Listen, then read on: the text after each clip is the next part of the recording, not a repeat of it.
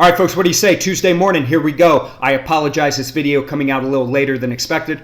Having some internet issues today, as is the rest of the nation with that Comcast outage. But nonetheless, here we are. Markets are lower across the board by about 0.5%. Dow Jones, S&P, NASDAQ, all in the red. Dow's down by about 200 plus. S&P's down by about 20 plus. We had some key inflation data out this morning in the producer price index, in line with expectations, but still at a very elevated level. That's weighing on markets. Tomorrow, we have the consumer price index, or CPI, another big inflation gauge. So stay tuned for that. Other markets, again, with that inflation data coming out, we're seeing the dollar rally this morning, seeing some strength across the board. Also seeing oil rally up above $82 a barrel in WTI. Some individual stock names of interest, and really the laggards weighing on the market this morning. Two stocks, Tesla down big.